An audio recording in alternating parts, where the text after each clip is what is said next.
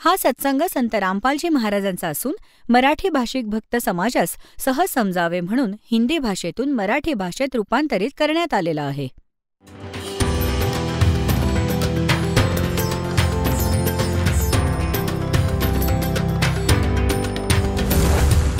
और ज्ञान सब ज्ञान डी कबीर ज्ञान सो ज्ञान और जैसे घोड़ा तोब कायम करता चले मैदान. जगद्गुरु तत्वदर्शी संत रामपालजी महाराजांचे अमृत वचन सर्व पवित्र धर्मांच्या व पवित्र शास्त्रांच्या आधारावर. सिद्धी प्राप्त केली की सगळे समुद्र प्यायला. आता या तत्वज्ञानात परमात्म्याने काय सांगितले आहे? आता तुम्हाला त्या परमात्म्याचे काही दिलेले ज्ञान मध्ये ऐकवतो, कारण तुम्ही एक विद्यार्थी आहात आणि पूर्ण वर्षात एक पूर्ण हा कोर्स दासाने तुमचा करून घ्यायचा आहे. 3 दिवसाचा सत्संग यासाठीच ठेवला आहे की प्रत्येक सत्संगात श्रद्धाळू पण बदलतात आणि श्रोता पण. जे सतत ऐकत आहेत ही तर चांगली गोष्ट आहे, म्हणून हळूहळू सर्वच ज्ञानावर विवेचन केले जाते. आता जसे ह्या सिद्धी काय आहेत, ह्या जीवननाशक आहेत, या प्राण्याच्या सगळ्यात मोठा शत्रू आहेत. यामुळे प्रभुता येते आणि आपल्यात जसे पहिले बॅटरी चार्ज केली नंतर मग ती संपवली, राहिलो जसाच्या तसा. जसे या सिद्धींना परमात्म्याने असे सांगितले आहे, जसे तुम्ही बघता पावसाळ्यात दुसऱ्या मुंग्या असतात, बिनपंखांच्या असतात, आणि त्याच मुंग्यांच्या बिळातून काही पंख असलेल्या मुंग्या बाहेर येतात आणि त्या त्यांच्यातल्या परमात्मा असतात, कारण त्या उडू शकत नाहीत दुसऱ्या मुंग्या, आणि या उडतात आकाशात. तर त्या असा विचार करतात की या तर भगवानांना भेटल्या, कारण या तर उडतात आकाशात. आणि त्या आकाशात जसे तुम्ही बघा आजकाल हवामान पावसाचे आहे, तर मुंग्या बाहेर येतात, पंख असलेले किडे, आणि कुठे जातात? एक तर दिव्याजवळ जाऊन जळून मरतील, किंवा मग बल्बच्या चारही बाजूंना फिरत राहतील. थोड्या वेळात त्यांचे पंख तुटतील, कापल्यामुळे खाली पडतील आणि त्या मुंगीची मुंगीच राहील. अशा प्रकारे या ज्या साधना करतात, चुकीच्या साधना करतात, शास्त्रविधीला सोडून जे मनमाने हठयोग वगैरे करतात, इतर मंत्र जप अनुष्ठान करतात, त्यामुळे त्यांच्यात सिद्धी येतात. आणि सामान्य माणसापेक्षा ते जसे आकाशात उडणे, पाण्यावर असे चालणे, जसे जमिनीवर चालतात, सगळे समुद्र पिणे, अशा प्रकारची जी ही कलाबाजी त्यांच्यात येते, तर सामान्य मनुष्य असा विचार करतो की यांना भगवान मिळाला. आता परमात्मा म्हणतात, डंब करें डोंगर चढ़ेंगे अंत झिन्नी झूले जग जाने बंदगी करेंगे बोवें सूल बबूले. आता परमात्मा म्हणतात की आमच्या या साधनेमुळे आम्ही जे तुम्हाला प्रदान करू, यामुळे तुम्हाला 24 सिद्धी येतील. इथल्या तर 8 सिद्धी आहेत, आणि त्यातच धडपड करून आपल्या जीवनाचा नाश करून जातात. परमात्मा म्हणतात जी साधना आम्ही तुम्हाला सांगणार आहोत याने तुम्हाला 24 सिद्धी प्राप्त होतील, परंतु एक पण प्रयोग करू नका, नाहीतर या तुमच्यासाठी विषयाचे काम करतील. आता पुण्यात्म्यांनो, सिद्धीचा अर्थ असतो साधनेची सफलता. आपण या सिद्धी ज्या आपल्यात येतील आपण यांना डिपॉझिट ठेवू, एक पॉवर बनेल, आणि जे अन्य मंत्र आम्ही तुम्हाला देत आहोत त्याने तुमचा आत्मा इतका चार्ज होईल. याच्याच मदतीने, याच्याच भक्तीच्या शक्तीने आपण सतलोकात जाऊ. जर आपण इथे खराब केली तर आपण पुढे नाही जाऊ शकत, आपली सगळी ठेव नष्ट होऊन जाईल. तर काय सांगतात? शब्द महल में सिद्ध 24 अंश बिछोड़े बिसवे 20. म्हणतात आमच्या या मंत्रात, शब्दात 24 सिद्धी येतील तुमच्यात, आणि जर तुम्ही यांचा प्रयोग केलात तुमची वाहवा होईल, कोणाचं झाडफूक कराल तो ठीक होईल, तुमची भक्ती नष्ट होईल. तुम्ही पाहता पूर्वी कोणत्या नगरामध्ये कोणी कशासाठी झाडफूक करतो त्याच्याहून मोठा मांत्रिक आणतात, तो दुसरे तंत्रमंत्र चालू करतो. हे पूर्वजन्मीचे पुण्यकर्मी प्राणी होते आणि आधी पण त्यांनी असा सत्यानाश केला आणि दुसऱ्यांदा जी ठेव थोडीफार शिल्लक होती ती झाडफूक करून नाश करून टाकतील. तर म्हणून आपल्याला चौकस व्हायचं आहे, थोडं बुद्धीने काम करायचं आहे. झाडफूक केल्याने गोष्ट घडणार नाही. त्याला आपल्या परमात्म्याशी जोडायचं, तो पण आपलं धन जमा करेल. तुम्ही पण करा. काय सांगतात? शब्द महल में सिद्धि 24 अंश बिछोड़े विश्वे 20 एक सिद्धि सुर देव मिलावे एक सिद्धि मन वृत्ति बतावे एक सिद्धि होवे पवन स्वरूपी एक सिद्धि होवे अनुरूपी एक सिद्धि निस्वासर जागे एक सिद्धि सेवक हो आगे एक सिद्धि स्वर्गापुर धावे एक सिद्धि जो सब घट छावे एक सिद्धि सब सागर पीवे एक सिद्धि जो बहुजुग जीवे एक सिद्धि जो उड़े आकाशा एक सिद्धि परलोक के वासा एक सिद्धि कष्ट तन जारा एक सिद्धि तन हंस निहारा एक सिद्धि जल डूब न जाई एक सिद्धि जल पैर न लाई एक सिद्धि बहु चोले धारे एक सिद्धि नीत तो विचारे एक सिद्धि पांचो तत नीरम एक सिद्धि जो बजर शरीरम एक सिद्धि पीवे नहीं खाई एक सिद्धि जो गुप्त छिपाई एक सिद्धि ब्रह्मंड चलावे एक सिद्धि जो सब नाद मिलावे एता खेल खिलारी खेले सो हम हंसा प्रगट बेले 24 को ना दिल चावे सो हंसा शब्द अतीत कहावे प्रासिद्धि पूर्ण पटरानी सतलोक की कहूँ निशानी सतलोक सुख सागर पाया सतगुरु भेद कबीर लखाया परमहंस पे खो परवाना जन कहते दास गरीब दीवाना. आता आदरणीय गरीबदास साहेबजी गावछोडाणी जिल्हा झज्जरवाले यांना परमेश्वर भेटले होते स्वतः येऊन गावछोडाणीच्या जंगलात, शेतात, जिथे हे आपल्या अन्य सहयोगी साथी गवळ्यांच्या सोबत, अन्य गुराख्यांसोबत तिथे गायी चारत होते. 10 वर्षांचे बालक होते आणि परमात्म्याचे विधान आहे जे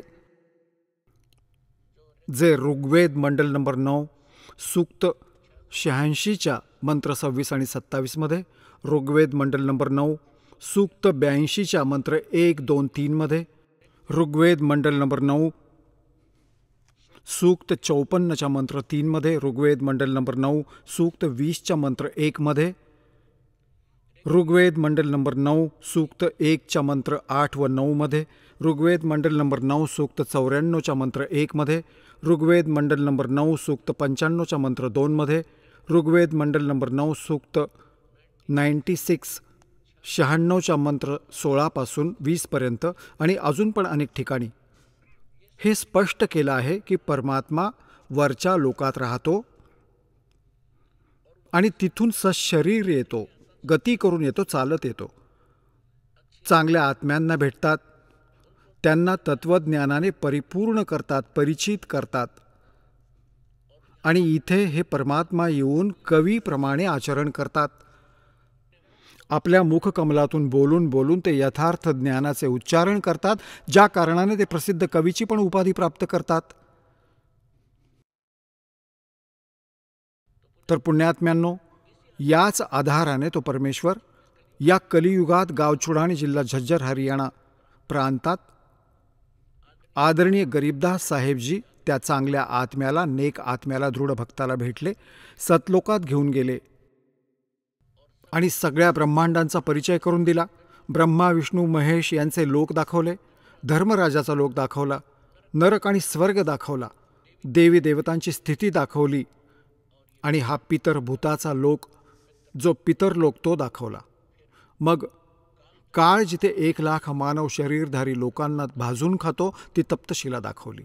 मग 11वे द्वार पार करून अक्षरपुरुषाच्या लोकात 7 शंख ब्रह्मांडांना पार करून मग भवर गुहेतून पुढे 12वे द्वार पार करून सतलोकात पोहोचले, जिथे परमात्म्याचे निजस्थान आहे आणि तुम्ही व आम्ही सगळे तिथे राहत होतो. तिथे तुमचे महाल आज पण जसेच्या तसे विद्यमान आहेत. तुमचे खूप मोठे स्थान आहे. हरे भरे तिथे फळफूल फळदार वृक्ष आहेत, सदाबहार वृक्ष आहेत, आणि तिथे कोणत्याही वस्तूचा अभाव नाही. तिथे जन्ममृत्यू होत नाहीत. तिथे वृद्धावस्था नाही आहे. तिथे मृत्यू नाही आहे. तुमचा जसाच्या तसा परिवार जोडलेला असेल. जसे तुमच्या शरणात तुमच्या घरात जितकी पण मुले जन्म घेतील ते तुमचे पुण्य आत्मा असतील आणि तुम्ही पहिले तिथे जाल. अशा प्रकारे याच साधनेने ते पण तुमच्याजवळ तिथे पोहोचतील व तुमचा परत जसाच्या तसा एक परिवार जोडलेला असेल. आता पुण्यात्म्यांनो, ज्या लोकात तुम्ही राहत आहात, हा लोक काय राहायचा आहे? आपल्याला इथे काळाने खूप भांग पाजून ठेवली आहे आणि आपण यातच मस्त आहोत. आपल्याला जास्त दिसतच नाही. आता तुमचा परिवार आहे, तुमची मुले आहेत, नातेवाईक आहेत, भाऊ बहीण, पती पत्नी तुम्हाला किती प्रिय वाटतात. आणि जे घर बनवून तुम्ही आरामात राहत आहात, किती छान वाटते. आणि एका सेकंदात मृत्यू झाला तर खाक आहे. हे काय तुमचं आहे? काया तेरी है नहीं, ये माया कहाँ से हो? परमात्मा म्हणतात हे शरीर तुझं नाही आणि तू चिकटून बसलायस आपलं समजून घर बंगल्याला, फॅक्टरी, आणि त्याला. कुठे बुद्धी नष्ट झाली तुमची? कारण हे ज्ञानाच्या कमतरतेच्या कारणाने आपण इथेच चिकटलो.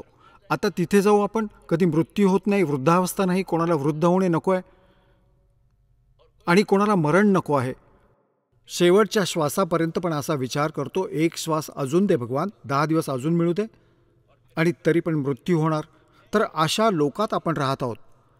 तर मृत्यू तर इथे डेफिनेट आहे, परंतु या मृत्यूच्या पहिले ज्या क्रिया दास तुम्हाला सांगेल त्या करा बस. आणि मग मालकांवर सोडून द्या. तुम्हाला सतलोकात नेले जाईल. तिथे गेल्यानंतर परत पुनर्जन्म तुमचा होणार नाही. म्हणतात भक्ति बीज होवे जो हंसा, अवतारों तास के 71 वंशा. 101 पिढ्या पार होतील तुमच्या जर खऱ्या मनाने लागून राहाल तुम्ही.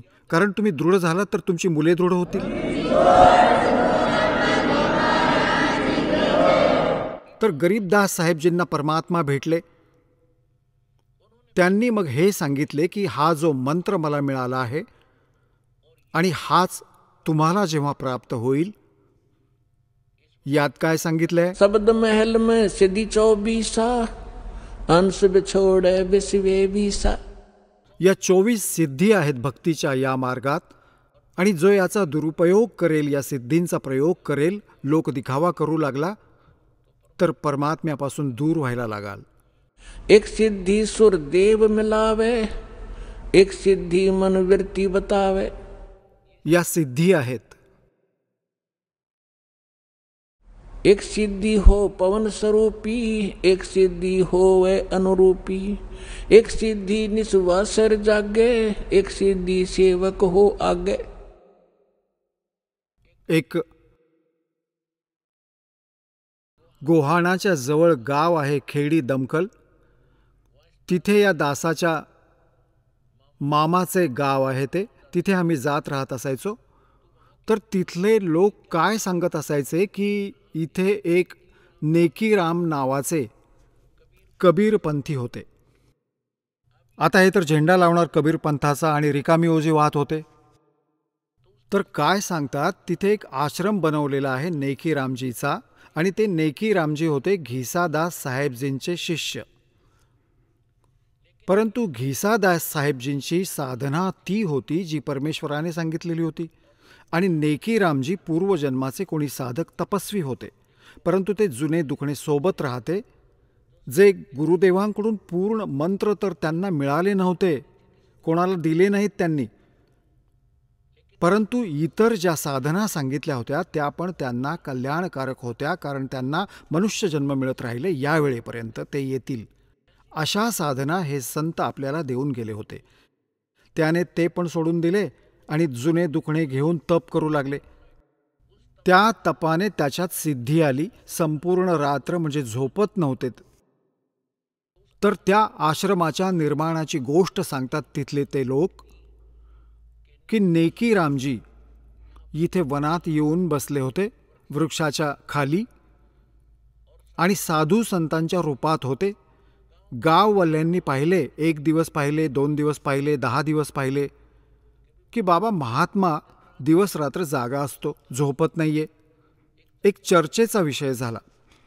लोकांनी रात्री लपून पाहिले, दिवसभर त्याच्याजवळ बसून राहायचे.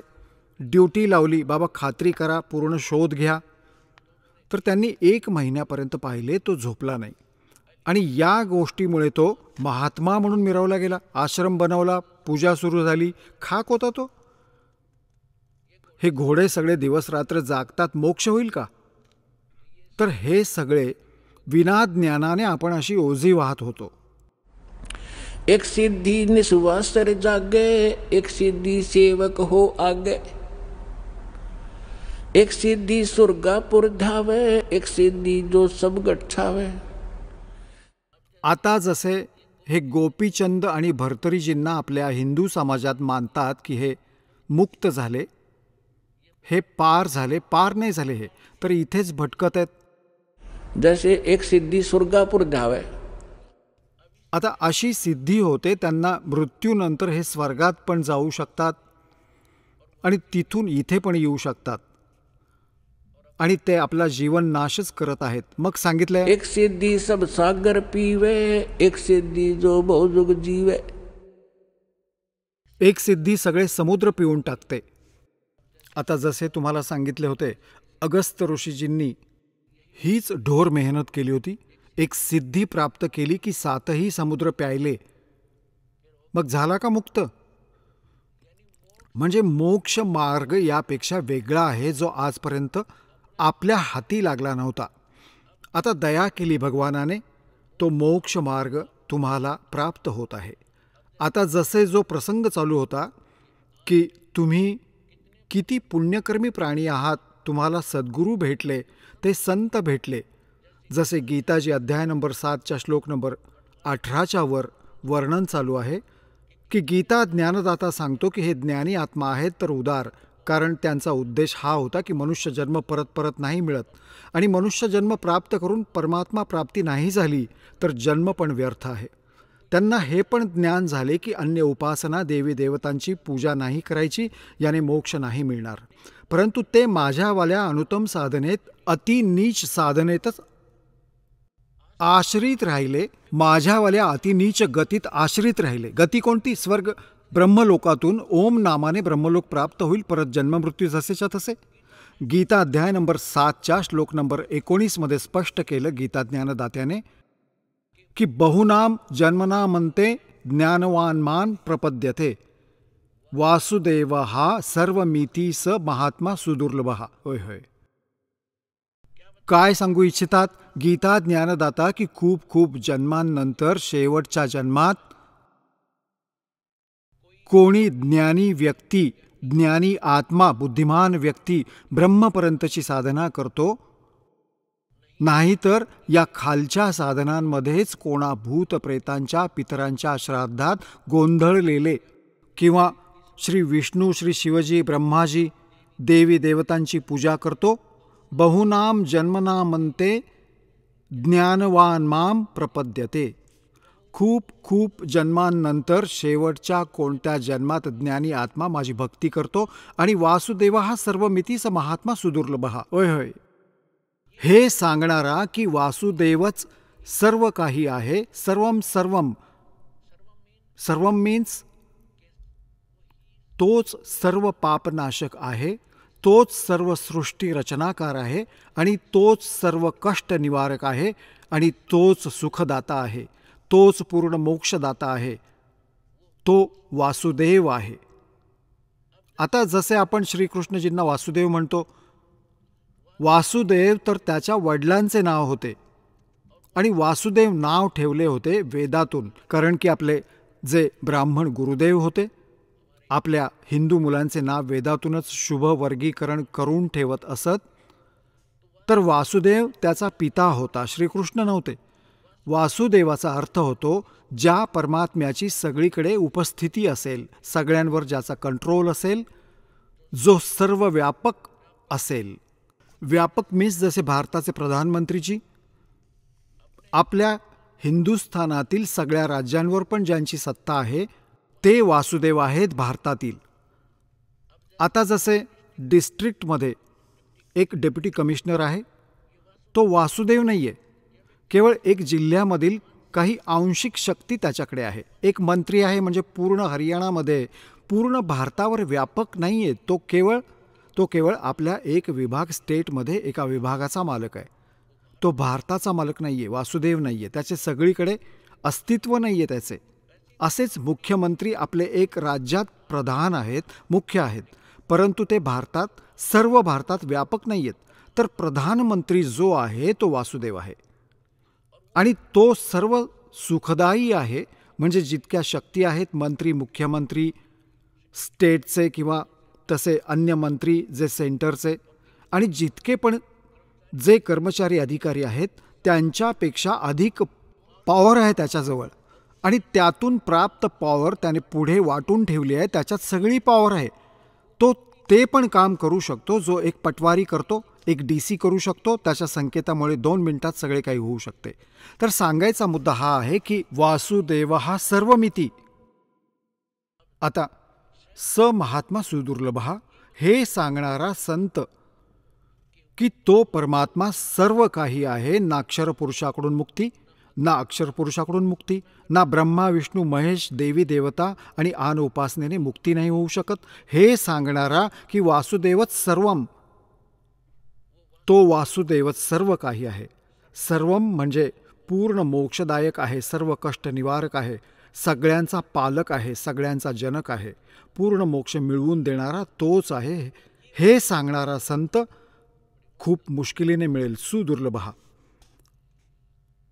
आता पुण्यात्म्यांनो, जसे ब्रह्माजी रजगुण, विष्णूजी सत्वगुण, शिवजी तमोगुण आहेत, आणि हे एका ब्रह्मांडात एक विभागीय मंत्री आहेत आणि केवळ 3 लोकांवर अधिपत्य आहे यांचे, एक विभागाचे. या पृथ्वी लोकावर, आपल्या खाली स्वर्गलोक, पाताळ लोकावर, वरती स्वर्गलोकावर, त्याच्या अतिरिक्त पण या ब्रह्मांडात खूपसे असे लोक आहेत ज्यावर त्यांची प्रभुता नाही आहे. तिथे त्या ब्रह्मची आपली म्हणजे केंद्रशासित समजा त्या काळाची आपली वेगळीच प्रभुता आहे. तर हे ब्रह्मा विष्णू महेश हे वासुदेव नाही आहेत. एका ब्रह्मांडात केवळ 3 लोकांवर एक विभागीय मंत्री आहेत, आणि ब्रह्म केवळ हा क्षरपुरुष 21 ब्रह्मांडाचा स्वामी आहे. हा असंख्य ब्रह्मांडांवर व्यापक नाही आहे, त्याचा मालक नाही आहे, वासुदेव नाही आहे. आणि अक्षरपुरुष जे गीता अध्याय नंबर 15 श्लोक नंबर 16-17 3 पुरुष सांगितले आहेत, क्षरपुरुष आणि अक्षरपुरुष. क्षरपुरुष 21 ब्रह्मांडांचा स्वामी आहे, हा काळ आहे, हा ब्रह्म आहे. अक्षरपुरुष हा 7 शंख ब्रह्मांड, नीलशंख, नीलपद्मशंख, जे गणिताच्या पद्धतीने समजून घ्या. 7 शंख ब्रह्मांडाचा मालक आहे, परंतु असंख्य ब्रह्मांडांचा ओव्हरऑल कंट्रोलर वासुदेव नाही आहे. ओव्हरऑल कंट्रोलर वासुदेव आहे. परमक्षर ब्रह्म, उत्तम पुरुष तो अन्य परमात्मा इति उदाहरता, य लोकत्रयम आविश्य बिभर्ती अव्यय ईश्वर. तो उत्तम पुरुष परमक्षर ब्रह्म आहे. गीता अध्याय नंबर 8 श्लोक नंबर 1 मध्ये अर्जुनाने विचारले की तुम्ही जे 7व्या अध्यायाच्या 29व्या श्लोकात तत्ब्रह्मची माहिती दिली आहे की तत्ब्रह्मला जी व्यक्ती जरा आणि मरणातून सुटायचा प्रयत्न करत आहेत, जरा म्हणजे वृद्धावस्थेच्या दुःखातून, मरण म्हणजे मृत्यू, जरा आणि मरणातून सुटण्याचा जे प्रयत्न करतात ते तत्ब्रह्मविधू, ते त्या तत्ब्रह्माला जाणतात आणि सगळ्या अध्यात्माशी परिचित आहेत आणि सगळ्या कर्मांनी परिचित प्राणीच इथल्या कोणत्या वस्तूची डिमांड करत नाही. केवळ जरा म्हणजे म्हातारपणाच्या दुःखातून हे परत आणि मरणातून सुटण्याचा प्रयत्न करतात. 8व्या अध्यायाच्या प्रथम मंत्रात अर्जुनाने विचारले किम तद्ब्रह्म, ते तद्ब्रह्म काय आहे. 8व्या अध्यायाच्या 3ऱ्या श्लोकात गीता ज्ञानदात्याने सांगितले की तो परमाक्षर ब्रह्म आहे. म्हणजे गीता ज्ञानदात्याहून अन्य आहे. आणि गीताजी अध्याय नंबर 8च्या श्लोक नंबर 5 व 7 मध्ये गीता ज्ञानदाता त्याची भक्ती करायला सांगतो की माझी साधना कर. गीता अध्याय नंबर 8च्या श्लोक नंबर 13 मध्ये तो त्याच्या भक्तीचा विधी सांगतो. ओम इति एकाक्षरम ब्रह्म व्याहरण मानुस्मरण यह प्रयाती तजम देहम स याती परमाम गतीम. माझ्या स्तराची जी परमगती प्राप्त होईल तो माझा एक ओम मंत्र आहे, नथिंग एल्स, मज ब्रह्मचा. तर 8व्या अध्यायाच्या 5 व 7 मध्ये स्वतःविषयी सांगतो की माझी भक्ती कर, मला प्राप्त होशील. आणि युद्ध पण करावे लागेल. इथे शांती नावाची गोष्ट नाहीये. 18व्या अध्यायाच्या 62व्या श्लोकात म्हटले, जर तुला परम शांती पाहिजे आणि ते सनातन परमधाम पाहिजे. आणि 15व्या अध्यायाच्या 4थ्या श्लोकात म्हटले आहे की तत्वदर्शी संतांच्या प्राप्तीनंतर परमेश्वराच्या त्या परमपदाचा शोध घेतला पाहिजे जिथे गेल्यानंतर साधक परत परतून कधी संसारात येत नाही. आणि ज्या परमात्म्याने सर्व ब्रह्मांडांची रचना केली आहे आणि त्याचीच भक्ती करा, दुसऱ्याची नाही. त्याची प्राप्ती करून घ्यायची तर त्या परमेश्वराला शरण जा. गीता अध्याय नंबर 8च्या श्लोक नंबर 7 मध्ये स्पष्ट केले आहेत की माझी भक्ती कर, मला प्राप्त होशील, परंतु युद्ध करावे लागेल. युद्ध पण कर आणि माझे स्मरण पण कर. तर युद्ध जिथे आहे तिथे शांती खाक आहे. युद्धाला तर घाबरून अर्जुन नकार देत होता, मला नाही लढायचे, भीक मागून खाईन, आम्ही राज्य पण सोडून देऊ, भिकारी बनू, परंतु हा नाश नाही करणार. या काळाने त्याला जबरदस्ती घाबरवून धमकावून उलटसुलट बकवास करून आणि युद्ध करायलाच लावले. आता 8व्या अध्यायाच्या 8, 9, 10 मध्ये गीता ज्ञानदाता सांगतो, जर तुला त्या परमशांतीची प्राप्ती करायची आहे, त्या परमात्म्याकडे जायचे आहे, तर त्याची 17व्या अध्यायाच्या 23व्या श्लोकात सांगितले, त्याच्या प्राप्तीचा ओम तत्सत इति निर्देशः ब्रह्मण त्रिविधः स्मृतः. त्याच्याविषयी त्याने स्वतःच सांगितले की मी नाही जाणत. कोणत्याही तत्वदर्शी संताला विचार. जर त्याची साधना करायची असेल तर तो मंत्र आहे. 8व्या अध्यायाच्या 8, 9, 10 मध्ये तिन्ही मंत्र त्या परमक्षर ब्रह्मसाठी सांगितले आहेत की त्याची भक्ती करशील तर त्या परमक्षर ब्रह्मला प्राप्त होशील. तो पूर्ण परमात्मा प्राप्त होईल जिथे गेल्यानंतर साधक परत परतून कधी या संसारात नाही येत. तर इथे गीता अध्याय नंबर 7च्या श्लोक नंबर 19 मध्ये हे स्पष्ट करत आहे की बहुनाम जन्मनाम म्हणते ज्ञानवान मान प्रपद्यते. 7व्या अध्यायाच्या 12 पासून 15 पर्यंत तर स्पष्ट केलेच होते. तिन्ही गुण रजगुण ब्रह्मा सत्वगुण विष्णू तमोगुण शिवजीची साधना करणारे, राक्षस स्वभाव धारण करणारे, मनुष्यांमध्ये नीच वाईट कर्म करणारे मूर्ख आहेत. मग स्वतःविषयी सांगतो की माझे 4 प्रकारचे साधक माझी साधना करतात, अर्थार्थी, आर्त, जिज्ञासू आणि ज्ञानी. अर्थार्थी, आर्त आणि जिज्ञासूला रिजेक्ट करतो की हे भक्त नाहीत. ज्ञानी माझे आत्मा आहेत, ज्ञानी मला आवडतात आणि त्यांना मी चांगला वाटतो कारण ते माझ्यासाठीच तळमळत आहेत, परंतु त्यांना तत्वदर्शी संत न भेटल्यामुळे ते माझ्यावाल्या अनुत्तम, अतिनीच, अश्रेष्ठ गतीमध्ये आश्रित राहिले. तर पुण्यात्म्यांनो, दास तुम्हाला हे सांगू इच्छित होता की तुम्ही किती पुण्यकर्मी प्राणी आहात की तुम्हाला तो संत भेटला जो वासुदेवाचे ज्ञान ठेवतो.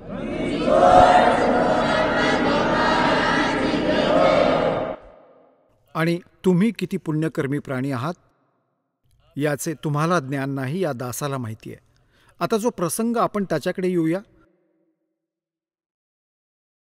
आता जसे एक ज्यावेळी आदरणीय गरीबदास साहेबजी गावछोडाणी जिल्हा झज्जरवाले, परमात्म्याचा प्रिय आत्मा, गावछोडाणीमध्ये एक शेतकरी होते, जाट होते आणि आपला व्यवसाय करत होते शेतीचा. जसा पण अशी वेशभूषा होती जसे सामान्य हरियाणातले धोतर कुर्ता घालायचे. बिलकुल एक सिंपल शेतकरी जसा असतो. आणि आपण संतांची वेश परिभाषा बनवून ठेवली आहे. दाढी वाढवलेला, डोक्यावर मोठ्या मोठ्या जटा असलेला, शरीरावर अंगावर राख फासून ठेवलेला, कुठे धुनी पेटवून बसलेला, किंवा लाल पिवळे कपडे घातलेला, किंवा कुठे पूर्ण मुंडन केलेला, 2-4 ठिकाणी गंध लावलेला असेल, गळ्यात 5-7 माळा घातलेल्या असतील. तर आपण संतांची वेशभूषा अशी मानून ठेवली होती. आणि गरीबदास साहेबजींना परमात्मा भेटले, सतलोक दाखवला, ते मूळ मंत्र दिले सगळे, ते भक्ती करत असत. आणि परमात्म्याने सांगितले होते जो 12वा पंथ गरीबदासाचा येईल त्यात माझ्या महिम्याची वाणी परत प्रकट होईल. तर गरीबदासजींच्याद्वारे परमेश्वराने आपले यथार्थ ज्ञान पुनः प्रकट केले. कारण त्यांना माहीत होते की कबीर सागरमध्ये हे कबीरांचे 11-12वे पंथ काही छेडछाड करतील आणि यथार्थ ज्ञानाला काही त्यात फेरबदल करतील. तर परमेश्वराने दुसऱ्यांदा ते ज्ञान गाऊन सांगितले आणि अशा जागी सुरक्षित ठेवले. गरीबदासजींनी लिहिलेला एक ग्रंथ आहे आणि त्याच्याविषयी दास तर गरीबदास पंथातून वेगळा झालेला आहे. खूप माहिती होती की कोणी सर्वांनी हे सांगून ठेवले होते की गरीबदासजींनी जी वाणी लिहून ठेवली आहे त्यात कोणी मात्रा पण चुकीची लिहिली आणि कोणता फेरबदल केला वाणीत तर त्याचे खूप वाईट हाल होतील. एका संताने, लालदास नावाचा एक संत होता, दयालदास नावाचा एक संत होता, त्याने गरीबदासजींच्या वाणीत एक असा, जसे आपल्या मुलांना आईवडील शिवी देतात, तर त्याने अशा कोणत्या भाषेचा प्रयोग केला आहे धमकावण्यासाठी चेतावनी में चूक नहीं और क्या देऊं गाली, की सांगायचे होते, खूप काही सांगितलं आणि एक शिवी देऊन तुम्हाला अशा प्रकारचे, पण अजून काही आहे. तर त्याने विचार केला की हे अभद्र शब्द आहेत, त्यांना काढून टाकतो. त्याने मूळ ग्रंथ हाताने लिहिला जायचा, तेव्हा लिहिला तर पहिला होता, तो नंतर झाला होता. त्याला संशोधन करायचे होते, त्याला पॅरालिसिस झाला आणि त्याने सगळीकडे सांगितले की बाबा या ग्रंथातील कोणत्याही वाणीची छेडछाड करू नका, माझी दुर्दशा याच कारणाने झाली आहे. आणि चुडाणीमध्ये त्याचे एक वेगळे घर पण बनलेले आहे, दयालदास कोठी म्हणतात त्याला. तर त्या परमात्म्याने असा झटका दिला की गरीबदासाच्या पंथात या ग्रंथसाहेबमध्ये कोणी 250 वर्ष झाली कोणी मात्रा पण चुकीची नाही केली, जे आज आपल्याकडे सुरक्षित आहे. तर गरीबदास साहेबजींनी वाणी लिहून घेतली होती. एक गोपालदास नावाचे दादू पंथाचे संत होते, बनलेले होते, त्यांनी हे लिहिले होते. ग्रंथसाहेब तयार झाला, हाताने लिहिला होता आणि त्यातूनच काही अंश काढून, जसे जपजी साहेब बनवले आहे गुरुग्रंथसाहेबमधून, आणि गीताजीचे कोणी नित्य काढून घेतात, 5-10 श्लोक रोज म्हणतात, असेच गरीबदासजींच्या वाणीतून ब्रह्मवेदी वगैरे जसे आम्ही तुम्हाला नित्यनियमासाठी देतो भक्तिबोधाच्या माध्यमातून, असेच ते गरीबदासजींचे शिष्य जे होते ते असे जप करत असत, नित्यनियम असेच करत असत सकाळी सकाळी. तर ते लुधियानाच्या जवळ एक गाव आहे वासियर, त्या वासियर गावात बाहेर बसून कोणी प्रवास करत होता, कुठे जात होता, पुढे पहिले पायी जात असत.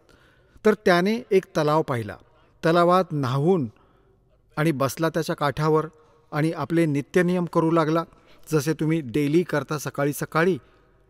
त्यात ब्रह्मवेदी वाचत होता तो, उंच स्वरात, रात्रीच्या शांत सकाळ सकाळच्या वेळी खूप चांगला सुंदर मधुर आवाज दूरपर्यंत आणि वाचत होता. आणि परमात्म्याची वाणी तर आत्म्याला ओढून घेते. एक रामराय नावाचा सरदारजी होता आणि तो संतांच्या वाणीचा मोठा वेडा होता. त्याने पाहिले की प्रिय वाणी, संतांची वाणी कुठून उच्चारित होत आहे. तो हळूहळू तिथेच पोहोचला. जेव्हा त्याने आपला नित्यनियम केला तेव्हा त्याला विचारले की भक्ता, ही अशी प्रिय वाणी कोणाची आहे. त्या भक्ताने सांगितले की माझे पूज्य गुरुदेवजी श्री संत गरीबदास महाराजांची आहे. तर संत रामरायजींनी विचारले सरदारजींनी की हे बाबा, हे संत आता शरीरामध्ये आहेत का छोला सोडून गेले, शरीर सोडून गेले. भक्ताने सांगितले की विद्यमान आहेत. आणि गाव चुडाणीमध्ये असे असे गरीबदास महाराज या नावाने छोटंसं गाव आहे, कोणाला पण विचारा. त्याच्याकडून घेऊन ॲड्रेस कुठे जायचे होते चालू लागला. आता त्याने गरीबदास महाराज ऐकले होते. त्याने विचार केला, महाराजांची परिभाषा जसे आपण मानतो, जटा असतील, लटा असतील मोठ्या मोठ्या, कानात मुद्रा असतील, चिमटा असेल, लाल पिवळे कपडे असतील, अशा प्रकारे विचार करून तो चालू लागला. आता सकाळी सकाळी गाव चुडाणी पोहोचला. गरीबदासजी त्यांच्या शेतात गेलेले होते, पशूंचा चारा घेऊन यायचे, फिरायला पण जायचे. आणि तिकडून सकाळच्या वेळी जवळपासचे त्यांचे जे शिष्य होते 2-4 गावातून यायचे, 10-5 भक्त होते, तिथे बसायचे, त्यांची वाट बघायचे. तर त्यावेळी ते भक्त वाट बघत होते. गरीबदासजी शेतात गेले होते सैरसपाटा करायला सकाळी सकाळी. आणि गरीबदासजींच्या बद्दल असे होते की आले तर यायचे 1-2 तासात, नाही तर संध्याकाळपर्यंत पण नाही यायचे. काही काही वेळेला मस्त असेच बसायचे शेतात, भजन करत राहायचे, आपल्या शेतात काम करायला लागायचे. जसे तो रामराय तिथे पोहोचला, रामरायचे एक टोपण नाव होते झुमकरा. गावात जसे तो अशी मनमौजी व्यक्ती होती, पण होता श्रद्धाळू, त्यामुळे त्याला झुमकरा म्हणू लागले. झुमकरा म्हणजे जो छोट्या छोट्या गोष्टीत कधी कशावर मस्त व्हायचा, कधी कशावर डोलायचा, म्हणजे डगमगणारा माणूस होता. यासाठी त्याला झुमकरा पण म्हणत होते. वास्तविक नाव होते रामराय. त्याने विचारले गावात की बाबा गरीबदास महाराजांचा कुठे आहे आश्रम? एका व्यक्तीने सांगितले, सरळ चालत जा, ते घर आहे त्यांचे पक्के. तर तिथे पोहोचला. तिथे 5-4 भक्त बसले होते. त्यांना विचारले, बाबा महाराज गरीबदासजींना भेटायचं आहे. त्यांनी म्हटले, ये भक्ता, बसा सरदारजी, महाराजजी फिरायला गेले आहेत सैर सपाट्याला. तर त्याने विचारले, बाबा किती वेळात येतील? म्हटले, हे तर सांगू नाही शकत, त्यांची मर्जी, आले तर आले, नाही तर दुपारी उशीर पण होऊ शकतो. त्याने विचार केला की मी 250, 300, 400 किलोमीटर आलो आहे आणि संतांचे दर्शन घेऊन भोजन घेईल. त्याने विचारले की महाराजजी कुठे गेले आहेत? मी तिथेच दर्शन घेईन, नंतर मी बोलीन. त्यांनी सांगितले, सरळ चालत जा, रस्ता आहे, पुढे एक कालवा लागेल, पुढे एक सरळ रस्ता जाईल आणि पुढे एक झोपडी आहे रस्त्यावरच. तिथे त्यांची मोट आहे स्वतःची, शेतात पाणी सोडायची, आणि तिथे भेटू शकतात. तो चालू लागला. त्याच रस्त्याने पुढून गरीबदासजी पशूंचा चारा डोक्यावर ठेवून, शेतकरी होते ते, धोतर कुर्ता साधा पेहराव होता इथला, येत होते. तर त्याने विचारले, रामरायने विचारले गरीबदासजींना, शेतकरी समजून, की हे शेतकऱ्या, मला गरीबदासजी महाराजांना भेटायचं आहे, त्यांचं शेत कुठे आहे? आता ते गरीबदासजी तर अंतर्यामी होते. माहीत पडले की या भक्ताच्या मनात साधू संत महाराजांची कशी प्रतिमा बनलेली आहे. आणि आता जर मी असं सांगेन की मी येतो गरीबदास, तर हा इथूनच परत जाईल, हा घरी पण नाही येणार.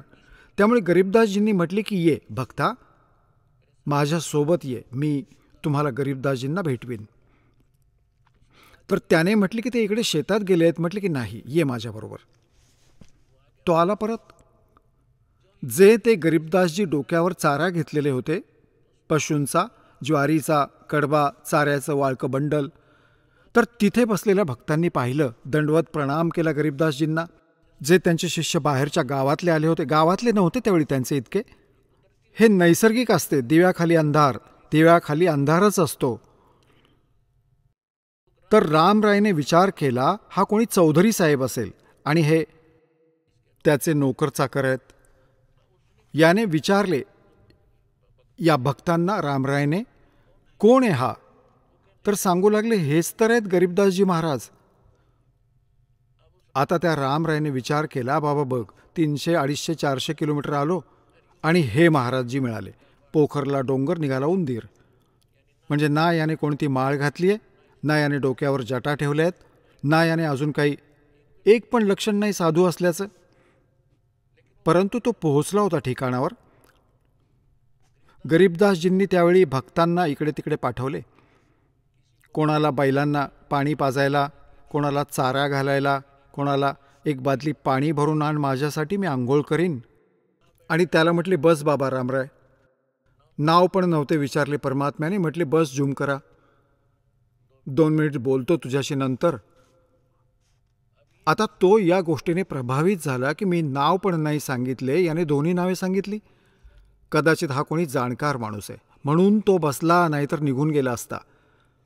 जेव्हा गरीबदासजी स्नान करू लागले आणि बोटाला कोणती रहाटाच्या मध्ये आल्याने जखम झाली होती शेतात काम करताना, त्याला पट्टी बांधून ठेवली होती गरीबदासजींनी. तर जेव्हा स्नान करून धोतर बांधू लागले, धोतराचा एक भाग, छोटीशी पट्टी अशी बांधतात बेल्टसारखी आमच्या हरियाणात, त्याला अडबंद म्हणतात. धोतर तर त्यांनी जसे तसे नेसले शरीरावर. त्या रामरायला म्हटले, रामराय झूम करा, या सरदारजी, माझ्या बोटाला जखम झाली आहे आणि हा बेल्ट बांध माझ्या धोतराचा. अडबंद बांधू लागले. आणि तो कसा असायचा? आता मोठं धोतर आहे, हे तर असं एक्झाम्पल देतो तुम्हाला. आता ते असं करायचे, धोतराच्या काही भागाला त्यातूनच वेगळं काठाला, आणि असे बांधायचे पोटाच्या वरती. झुमकराजी रामरायला सांगितले, घे गाठ बांधून दे. त्याने चारी बाजूंनी शरीराच्या फिरून आणि गाठ बांधू पाहिली. ती गाठ जी आहे, शरीरातून निघून आलं धोतर गरीबदासजींच्या, आणि त्या धोतराला गाठ बसली. त्याला वाटले चुकलं काहीतरी, दुसरा फेरा करूया. पटापट त्याने दुसऱ्यांदा परत असंच केलं. परत ती गाठ धोत्राला बसली, गरीबदासजींच्या शरीरातून निघून आली. आता तिसऱ्या वेळी तो प्रयत्न करू लागला तेव्हा, कारण तो गरीब, तो जो रामराय होता तो श्रीकृष्ण विष्णूजींचा पुजारी होता. आता त्याला गरीबदासजींनी म्हटले, अरे रामराय, रामराय म्हणजे जुमकरा, मी तर तुझ्यासारखाच शेतकरी आहे. कारण की रामराय जो होता तो पण 900 बिघ्यांचा मालक होता, शेतकरी होता. 900 बिघा, पहिले बिघा खूप मोठा असायचा. म्हणजे आज तर 5 बिघ्यांचा 1 एकर बनतो, आणि त्यावेळी 4 बिघ्यांचाच 1 एकर असायचा ना. 2.5 बिघ्यांचा, 2.25 बिघ्यांचा 1 बिघा, आणि आजचा 2.25 बिघा, आणि त्यावेळचा 1 बिघा म्हणजे 1.5 बिघ्याचा एकर बनतो. हे समजा 900 बिघ्यांचा मालक होता. कोण? रामराय सरदारजी. आणि गरीबदासजी होते 1350 एकर, 1350 बिघा जमिनीचे शेतकरी होते. म्हणजे 2500 बिघाचे मालक होते. 2500 मोठे बिघा जे म्हटले जायचे, म्हणजे 1350च्या जवळपास एकर बनतात. इतके मोठे शेतकरी होते गरीबदासजी. आणि तो 900 बिघ्यांचा जमीनदार होता. तर त्याने ही आयडिया मनात ठेवली होती. जे ऐकले होते भक्तांकडून 2-4 मिनिटे बोलणे झाले जेव्हा गरीबदासजी स्नान करत होते, आणि मग ते निघून गेले. गरीबदासजींनी पाठवले होते, जा तू अमुक काम करून ये, की हे खूप मोठे शेतकरी आहेत, 2,500 बिघा जमीन आहे यांची, आणि खूप पोहोचलेले महात्मा पण आहेत. तर रामराय हा विचार करत होता की हा माझ्यासारखा शेतकरी आहे, हे त्याचे नोकरचाकर असतील इथे, आणि ते याचे गुण गात आहेत. तर त्याने जेव्हा गरीबदासजींनी म्हटले, रामरायजी, मी तुझ्यासारखाच व्यक्ती आहे, शेतकरी आहे, पण धोत्राची गाठ का नाही बांधता आली तुला? जेव्हा त्याने वर पाहिले तर ती लीला असते. परमात्म्याला त्याला शरणात घ्यायचे होते. गरीबदासजींच्या डोक्यावर वरचा भाग विष्णूजींचे रूप झाले, आणि ते 4ही हात झाले. डोक्यावर मुकुट आणि छत्र, ते सुदर्शन चक्र फिरत होते. रामरायने चरण पकडले. थोड्या वेळाने पाहिले तर ते गरीबदासजी आहेत. त्याने विचार केला, तुझ्या मनात असाच तुझा आपलाच विचार असेल, हा तर तसा तुला झाला भ्रम. आणि मग ती त्याच्या शरीरातून निघत होती की हा कोणी जादूगार असेल. त्याच्या मनात आत्तापर्यंत हे सेटिंग होते. मग गरीबदासजी बसले, म्हणाले, ये जेवण कर आधी, मग 2 गोष्टी करू सत्संगाच्या. गरीबदासजींनी 4 तास सत्संग ऐकवला त्याला. सृष्टी रचनेपासून इथपर्यंत ब्रह्मा विष्णू महेशची सगळी स्थिती सांगितली, आणि कोणत्या मंत्रांनी मोक्ष होईल, आणि नानक साहेबांनी कोणत्या मंत्राचा जप केला होता जे तुमच्या हातात नाही. तेव्हा त्याने रामरायने म्हटले होते की हे भगवान, हे ज्ञान, होय होय, आजपर्यंत कोणी नाही सांगितले परमात्मा, हे कुठे लपलं होतं काय, कोणाला नाही माहिती परमात्मा.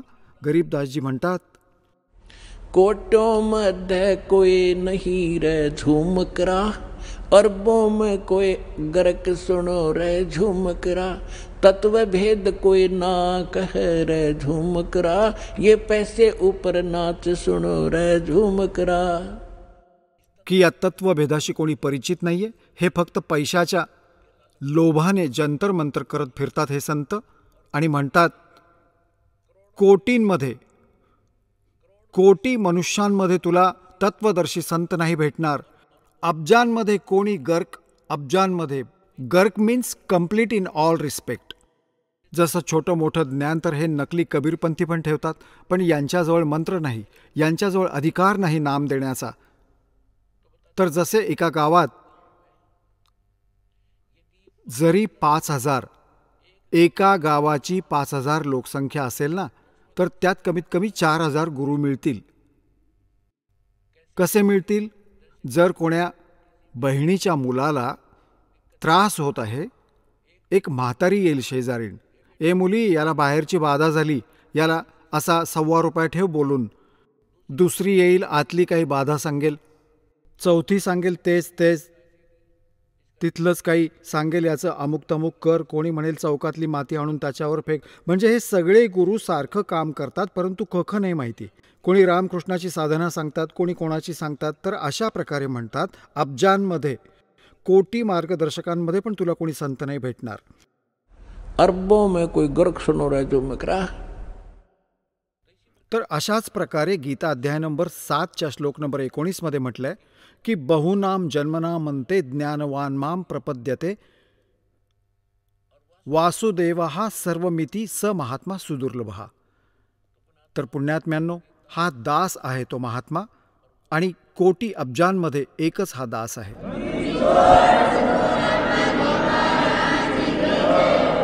आणि तुमचे सौभाग्य आहे, तुम्हाला आज दास हे सांगू इच्छित होता की तुम्ही सामान्य आत्मा नाही आहात, तुम्ही परमात्म्याचे विशेष प्रिय आत्मा आहात. कारण की आत्तापर्यंत तुम्हाला ज्ञान माहीत नव्हतं, अजूनपर्यंत हा सूर्योदयच झाला नव्हता या खऱ्या ज्ञानाचा. आता हा थोडासा उदय झाला आहे, ज्याच्या उजेडामध्ये तुम्ही इथपर्यंत पोहोचत आहात. तुमच्यापर्यंत संदेश पाठवत आहेत परमात्म्याचे टीव्हीच्या माध्यमातून, कोणा भावा बहिणीच्या माध्यमातून, किंवा कोणत्या बुक पुस्तकाच्या माध्यमातून. आणि तुम्ही ते पुण्यात्मे आहात की तुम्हाला सद्गुरू भेटले आणि यावेळी हे मानव शरीर प्राप्त आहे. तर आता तुम्हाला काही भक्तांचे अनुभव ऐकवतो, ते ऐका. आता तुम्ही त्या श्रद्धाळूंचे अनुभव ऐकले. पुण्यात्म्यांनो, सौभाग्य आहे तुमचे, तुम्हाला हे अनमोल वचन ऐकायला मिळाले. आणि या भक्तांच्या या अनुभवातून जो परमात्मा सुख देतो, आपण परमात्म्याला यासाठी आठवतो की जोपर्यंत आपण शरीरात राहू, आपले शरीर स्वस्थ राहू दे, आमची मुले ठीक राहू दे, आमच्या परिवारावर कोणते संकट नको येऊ देऊ. तर या सगळ्या संकटातून केवळ कबीर परमात्माच वाचवू शकतात. ना विष्णूजी वाचवू शकतात, ना शंकरजी वाचवू शकतात, कारण की हे सक्षम नाही आहेत, हे वासुदेव नाही आहेत, हे संकटमोचन नाही आहेत. कबीर परमात्मा ती समर्थ शक्ती आहे, ज्यांच्याविषयी गरीबदास साहेबजींनी म्हटले आहे की सतगुरु जो चाहे सो करही. कारण की परमात्मा इथे जेव्हा येतात ते सद्गुरूंचेच रूप धारण करतात, सद्गुरूंची भूमिका पण करतात. जर सद्गुरू आहे तर तो परमात्माच आहे, आणि परमात्म्याच्या ज्ञानाने परिचित त्यांचे कृपापात्र पण सद्गुरू असतात, आणि ते परमात्मा पण असतात.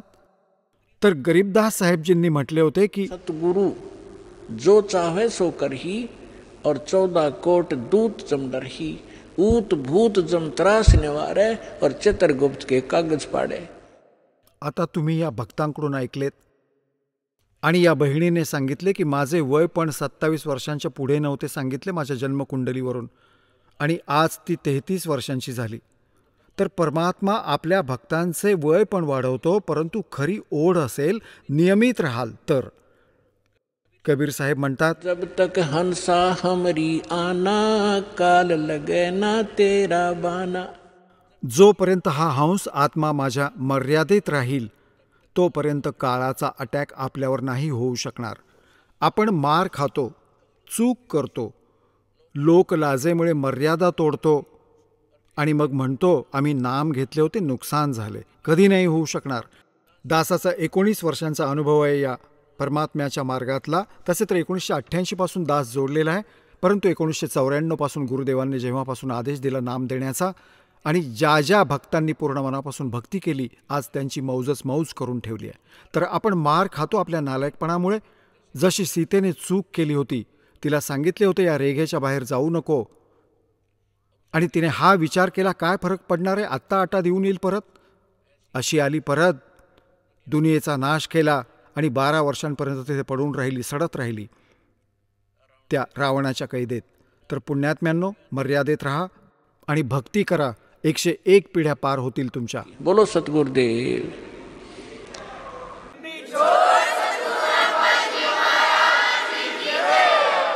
चला आता आपण त्या श्रद्धाळूंचे अनुभव जाणून घेऊया, ज्यांनी जगद्गुरू तत्वदर्शी संत रामपालजी महाराज यांच्याकडून दीक्षा प्राप्त केलेली आहे, तसेच त्यांच्याद्वारे सांगितलेल्या भक्ती मार्गावर चालत आहेत. नमस्कार. सतसाहेब. आपलं नाव? गायत्री आकाश गोगे. आपण कुठून आलात? मी नवी मुंबई महाराष्ट्र इथून आलेली आहे. आपण कुठल्या इयत्तेत शिकत आहात? मी इयत्ता 10वीमध्ये शिकत आहे. संत रामपालजी महाराजांची गुरुदीक्षा आपण कधी घेतली? मी संत रामपालजी महाराजांची गुरुदीक्षा 10 ऑक्टोबर 2018 साली घेतली. संत रामपालजी महाराजांची गुरुदीक्षा घेण्यापूर्वी आपण व आपला परिवार कोणती भक्तिसाधना करत होतात? संत रामपालजी महाराजांची गुरुदीक्षा घेण्याआधी जसं की मी लहान होते तसं आईवडिलांना बघून ती जे भक्तिसाधना करत होते तसंच मीही त्यांच्यासोबत भक्तिसाधनामध्ये करत होते. म्हणजे गणपती पूजणे वगैरे, नवरात्रीमध्ये दांडिया खेळायला जाणे, गरबा खेळणे, गणपती असताना जेव्हा आपण गणपती बसतात तेव्हा ढोल पथकामध्ये सहभागी होणे, या प्रकारची आम्ही भक्तिसाधना करत होतो. संत रामपालजी महाराजांचा मार्ग तुला कसा कळाला आणि तू त्यांच्याकडे कशी आलीस? मी लहान होते आणि माझ्या वडिलांनी अगोदर नामदीक्षा घेतली होती 2015 साली. सो म्हणजे मोठं झाल्यानंतर त्यांना बघूनच मी 2018 साली नामदीक्षा घेतली. संत रामपालजी महाराजांचं जे ज्ञान आहे ते तुला कसं वाटतं आणि त्यातनं म्हणजे नेमकं ते ज्ञान काय आहे आणि तुला कसं काय ते आवडतंय?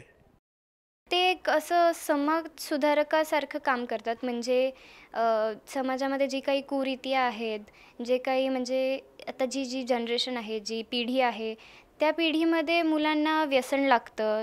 ते नाच गाणं DJ ह्यामध्ये खूप उत्सुक असतात आणि त्यांचं मन त्याच्यामध्ये रमतं. त्यांचं ज्ञान ऐकल्यानंतर मला खरं आणि खोटं किंवा चांगलं आणि वाईट या गोष्टींमध्ये फरक जाणवू लागला. जशी मी ढोल पथकामध्ये असायचो, सहभागी व्हायचो, तेव्हा मला ते सगळं आवडायचं. तिकडे नाचणं, थोडंसं धिंगाणा करणं वगैरे ते आवडायचं. पण नंतर जसं मी नामदीक्षा घेतली त्यानंतर मला कळायला लागलं की हे नाच गाणं करणं, DJ वगैरे वाजवणं हे काही चांगली गोष्ट नाही आहे म्हणजे. आणि गुरुजी सत्संगमधून असं सांगतात आणि एवढ्या साध्या सोप्या भाषेमध्ये सांगतात की ते आमच्या वयाच्या मुलांना देखील ते ज्ञान समजेल. आणि जसं की मी बघते माझे मित्रमैत्रिणी असतात, त्यांना आध्यात्मिक ज्ञान म्हटलं तर त्यांना काही माहितीच नसतं. आणि त्याच बाजूला मी नामदीक्षा घेतल्यानंतर मला बऱ्याच गोष्टी कळाल्या. माणूस जन्माचा मूल उद्देश काय आहे ते त्यांनी त्यांच्या सत्संगाद्वारे आम्हाला सांगितलं. आणि माझं शिक्षण करत असताना मी अजून कुठल्या गोष्टी केल्या पाहिजेत.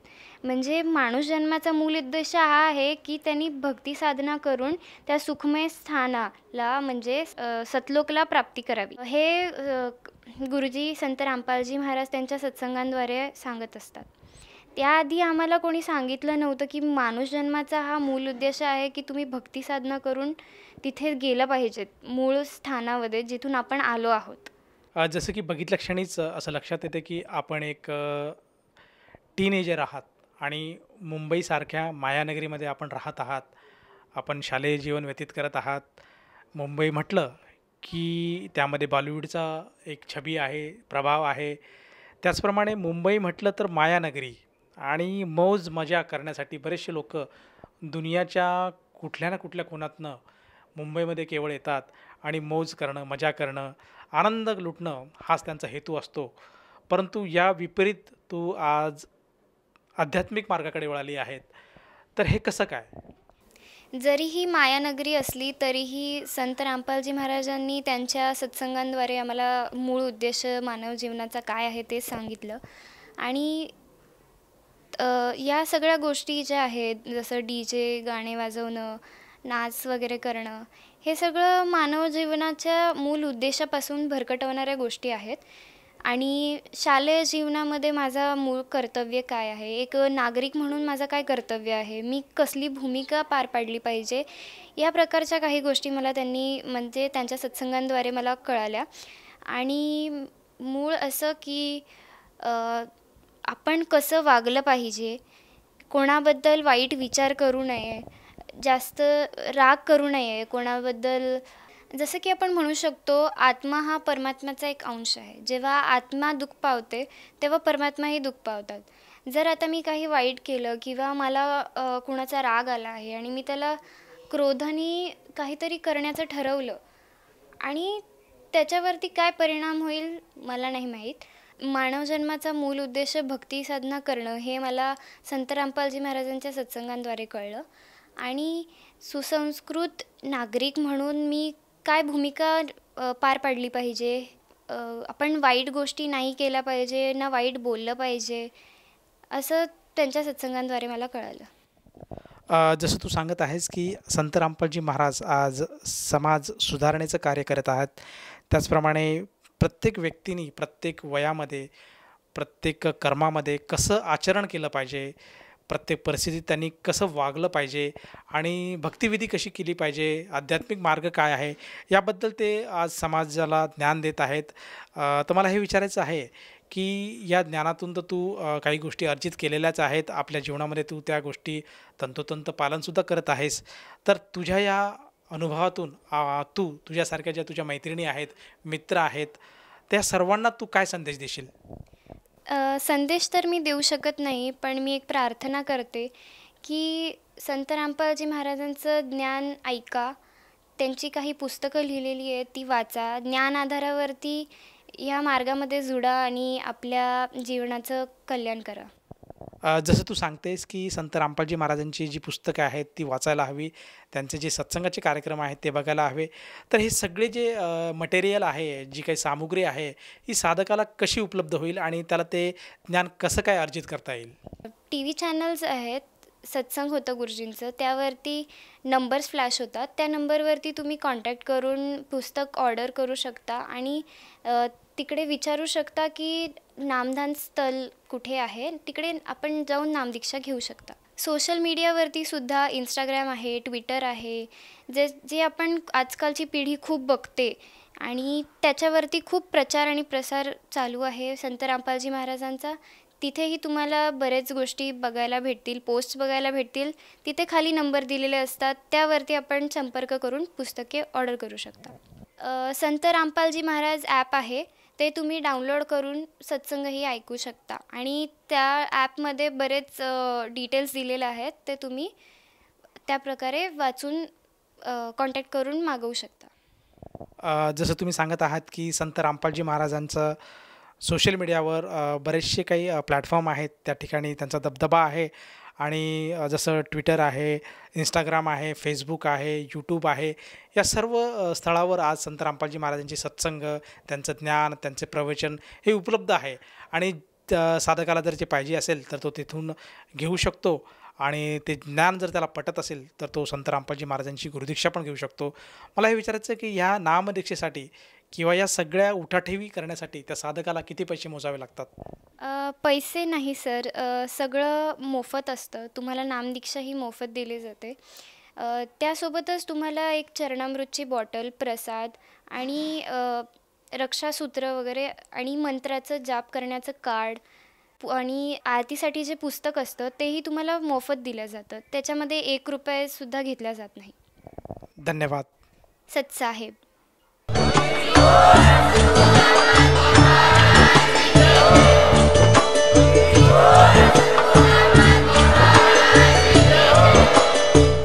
आपण ऐकत होता जगद्गुरू तत्वदर्शी संत रामपालजी महाराज यांचे मंगल प्रवचन, ज्यांच्या शुभ आशीर्वादाने संपूर्ण विश्वामध्ये 500 पेक्षा जास्त नामदीक्षा केंद्र आहेत, जिथे निशुल्क नामदीक्षा दिली जाते.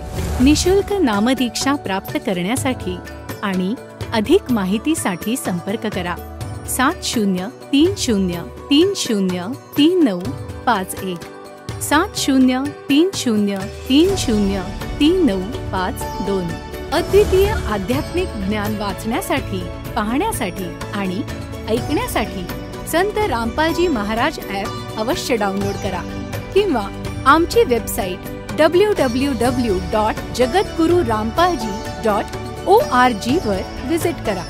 आम्हाला सोशल मीडियावर फॉलो करा. सर्व पवित्र धर्मांच्या पवित्र शास्त्रांवर आधारित प्रमाणित अनमोल पुस्तक ज्ञानगंगा किंवा जगण्याचा मार्ग यापैकी कोणतेही एक पुस्तक निशुल्क मागवण्यासाठी आपण आम्हाला आपले पूर्ण नाव, पूर्ण पत्ता, पिनकोड आणि फोन नंबरसह लिहून 7030303951 किंवा 7030303952 या नंबरवर SMS करू शकता किंवा 7030303950 या नंबरवर व्हॉट्सअप देखील करू शकता.